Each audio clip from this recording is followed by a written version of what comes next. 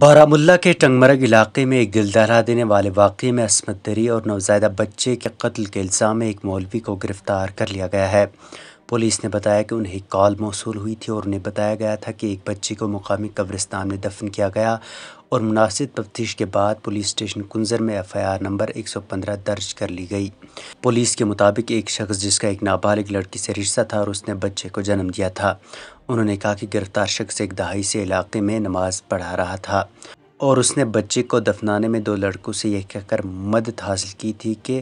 انہیں قرآن پاک کو دفن کرنا ہے۔ تاہم دونوں لڑکوں کو کسی گڑبڑ کا شبہ ہوا اور انہوں نے پولیس کو اطلاع دی اور تحقیقات کے بعد مولوی نے اپنا جرم قبول کر لیا۔ پولیس نے کہا ہے کہ ڈاکٹروں کا کہنا ہے کہ نان پریکٹیشنر کی جانب سے نابالغ لڑکی کو ٹانکے لگائے گئے اور اس کیس میں مزید گرفتاریاں متوقع ہیں۔ مزید آپ اس رپورٹ میں دیکھیں۔ کنزر تھانے کی حدود میں ایک گاؤں ہے، اس سے ایک فون کال آیا تھا کہ یہاں پہ قبرستان میں ایک بچے کو دفنایا گیا ہے جس کا پتہ نہیں تھا کہ اس کے والد کون ہے یا وہ کس گھر سے تعلق رکھتا ہے۔ تو اس ضمن میں 29 اگست کو کنزر تھانے میں پرچہ رجسٹر کیا گیا، FIR نمبر 115/2022 اور تحقیقات شروع کی گئی۔ دوران تحقیقات یہ پتہ چلا کہ وہاں ایک شخص جو پچھلے 10-11 سال سے امامت کا کام انجام دے رہا ہے، اس کے ایک نابالغ لڑکی کے ساتھ جسمانی تعلقات ہوئے تھے اور وہ بچہ اسی کا تھا، اور اس نے سب سے چھپانے کے لیے وہ بچہ وہاں لا کر 2 لڑکوں کی مدد لی تھی اس کو دفنانے میں۔ لیکن ان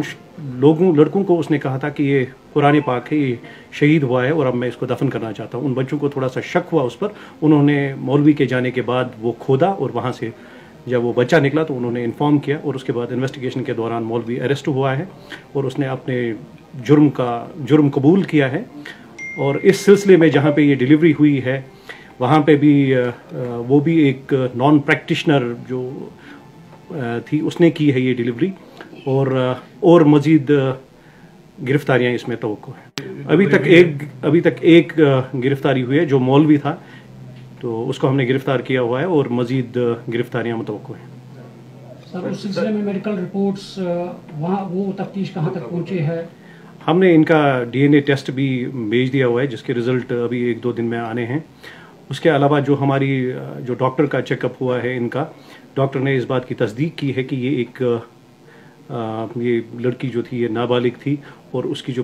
ڈیلیوری ہے وہ کسی سرکاری ہاسپٹل یا کسی جو ٹرینڈ پریکٹیشنر ہے اس نے نہیں کی ہے، بلکہ یہ کسی